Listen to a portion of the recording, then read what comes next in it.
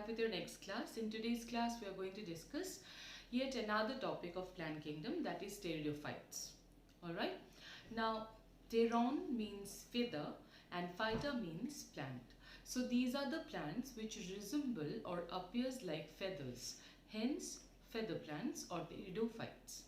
Now the main characteristics of pteridophyte would be that evolutionarily they are the first vascular plants. That means they are the first tracheophytes or the one which possess xylem and phloem. Alright, and also their main plant body is sporophytic, unlike the bryophytes, where you have seen that the main plant body was gametophytic, isn't it? So here in pteridophytes, the main plant body is sporophytic, that is diploid, and they also have true roots, true stems and true leaves. Alright, so keeping in mind the main characteristics, let us start with the general characteristics of pteridophytes. So see here, they are found in cool, damp, shady places, though some may flourish in sandy soil as well. They are the first vascular plants, as I have told you. They possess xylem and phloem, xylem carrying water and minerals unidirectionally from root to the leaves, whereas phloem carrying food throughout the plant body bidirectionally. Alright. Now, main plant body is sporophytic, that means the diploid sporophytic plant body is the dominant and independent one. Alright, now the main plant body has true stem, true roots and true leaf. The leaves may be small microphylls. The small leaves are called microphylls, like in Selaginella, or large, that are also known as macrophylls, are found in ferns. Alright, so there are various types of pteridophytes as well, which we'll be discussing later on. But do remember, some of the pteridophytes will have smaller leaves called microphylls. Some will have larger leaves called macrophylls. Alright. Now, fertile leaves are called sporophyll. Now, in pteridophytes, in their life cycle, in the body or in the sporophytic plant body, once the pteridophytes have grown and they are about to enter the reproductive stage, in the plant body, certain specialized leaves called fertile leaves will appear. These fertile leaves are also known as sporophylls. Alright, they are also called sporophylls, which bear sporangia. Alright, that means spore forming bodies or structures. This sporangia inside will bear some specialized cells called spore mother cells, which will undergo sporic meiosis. The meiosis which takes place to give rise to spores will be known as sporic meiosis and would produce haploid spores. In Selaginella and Equisetum, sporophylls remain in compact structure called strobilus or cones. Alright. So mainly the plant body would consist of beautifully arranged leaves, either small microphylls or large macrophylls. When the plant would reach the reproductive stage, certain of the specialized leaves will be formed in the plant body called reproductive leaves or fertile leaves, and also we call them sporophylls. Now, on the surface of the sporophyll, certain structure called sporangia would be formed, inside which haploid spores will be formed by meiosis. Alright, and also in certain plants like Selaginella or Equisetum, the sporophylls will not remain singly, rather they would remain in a cluster and will remain together in a structure, cone-like structure, which we will call as strobili, strobilus or cones. Alright. Now, some species like Lycopodium, Dryopteris, etc. produce single type of spore, hence are called homosporous species. So among the pteridophytes, like in bryophytes, I have told you, in bryophytes all the species are homosporous. They produce only one type of spore. But in pteridophytes, that's not so. In pteridophytes, a few species will produce one type of spore, so they are homosporous. But a few species will also bear two types of spores, and they will be known as heterosporous species. Alright. So homosporous, whereas Selaginella, Salvinia, etc. would produce two types of spores, like macro or large spores and micro, small spores. Alright. Hence, they are heterosporous. Do remember this. and examples are also important. Alright, Selaginella being the most important pteridophyte, which is heterosporous. Alright, now spores germinates to give rise to small multicellular free-living thelloid gametophyte called prothallus. Now, be it a homospore or a heterospore, the spores finally, on falling onto a suitable substratum, they would germinate just like seeds would germinate, isn't it? When you put it in a proper soil. Likewise, when spores will fall on a suitable substratum, it will also germinate and give rise to the gametophytic plant body. Okay, the gametophytic plant body in pteridophytes would be known as prothallus. All right. So, now, the megaspores and microspores would germinate and give rise to female and male gametophyte respectively. So, basically what would happen, you see, the microspores, the smaller spores, in case of heterosporous species we are talking about, in case of heterosporous species, there will be two types of spores formed, isn't it? The smaller microspores. Now, when the microspores will germinate, they will give rise to a gametophyte, and the gametophyte will be male gametophyte. Means it will only bear the male reproductive or male sex organ. Okay, the male sex organ is going to be similar to the bryophytes, that is Antheridia. Whereas the macrospore, the larger spores, that when germinates will give rise to a gametophyte which will be a Archegonia. Alright, so in that case, do remember, among the pteridophytes, those species which are homosporous, alright, they will bear one type of spore, and those spores when germinates into a gametophyte, that gametophyte will bear both Antheridia and Archegonia. So that means for homosporous species among the pteridophytes, the gametophyte will be monoecious. Monoecious term means bisexual. It will bear both Antheridia and Archegonia. But in case of species which are heterosporous among the pteridophytes, the microspores will bear a gametophytic. The microspore will germinate and give rise to a gametophytic plant body which will be male. That means it will bear only Antheridia. And for macrospores, it will bear only Archegonia. So, for heterosporous species, the gametophyte is going to be dioecious. Alright, means it will be unisexual. Alright.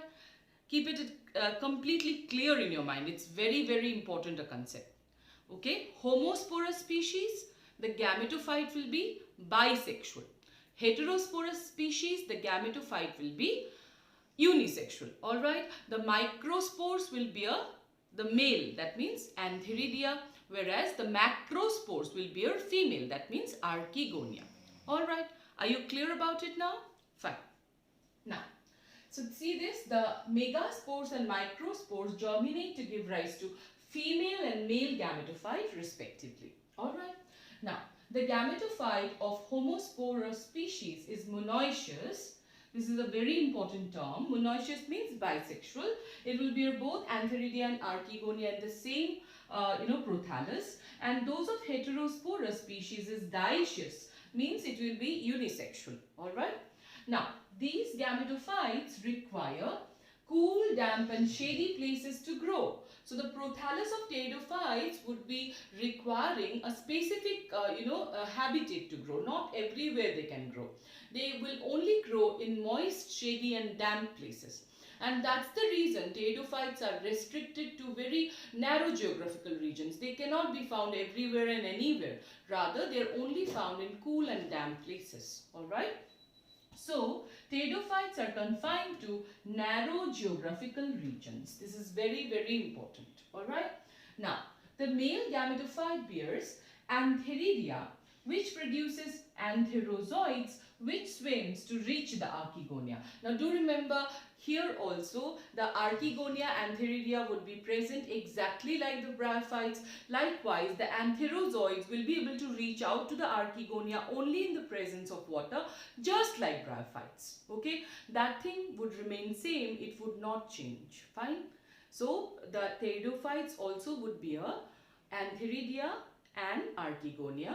They would have the same structure, same everything. No change in this part. Alright. Fine.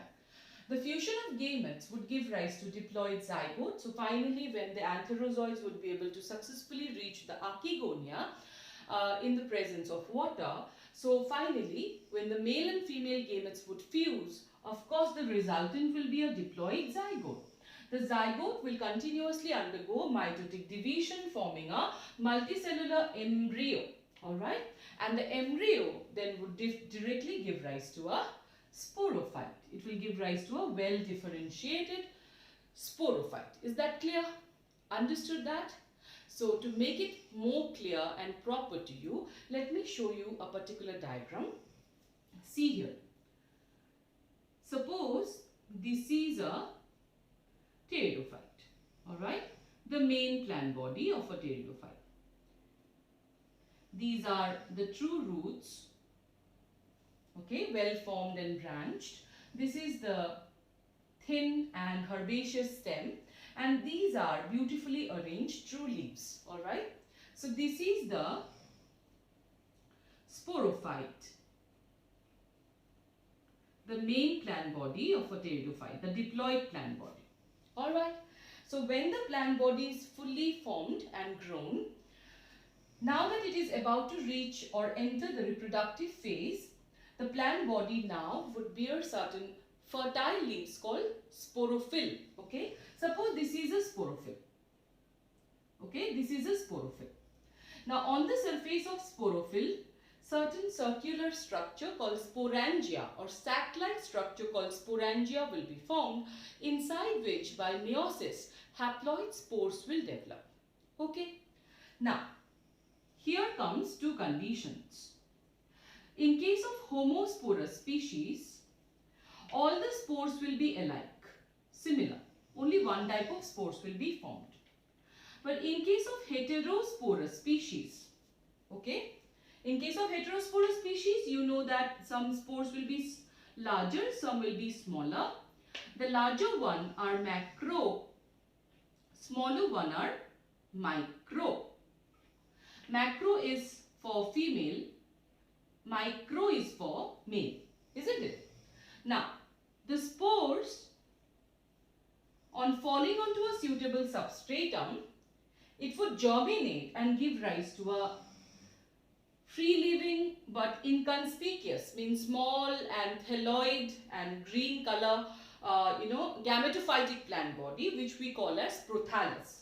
So the prothallus, this is the gametophyte. This is the gametophytic plant body, alright, or haploid plant body. Now the gametophytic plant body, which will be born from a homosporous species, that will bear both archegonia and antheridia. So that means it is bisexual, right? Likewise, from a heterosporous species, the macrospores, when germinate, will give rise to a gametophyte. Also, a microspore will give rise to a gametophyte. That way it is same. But this macrospore generated gametophyte will only bear archegonia. No antheridia will be present. Likewise, from microspore, only antheridia will be generated in this gametophyte or prothallus. So this gametophyte, dioecious, and from homosporous species, the gametophyte that has been born, this is going to be monoecious. Okay, so this one from heterosporous species, the prothallus is dioecious or unisexual. Likewise, for homosporous species, it is monoecious or bisexual. Is that clear? Now you know very well that from here the antherozoid will swim and reach out to the archegonia. Likewise, from here also the antherozoids will swim and reach out to the archegonia. Fine. So after the fusion of gametes, what could be formed? A zygote. Right? After successfully the gametes have been fused in the presence of water, what will be formed is a zygote. And the zygote would eventually give rise to embryo. And the embryo will finally give rise to a sporophyte again. So the cycle would repeat itself. Right? So this is the simplified life cycle of a pteridophyte. Alright, I hope all of you are clear about this part. Now next let us see seed habit in pteridophytes. That's also a very important topic.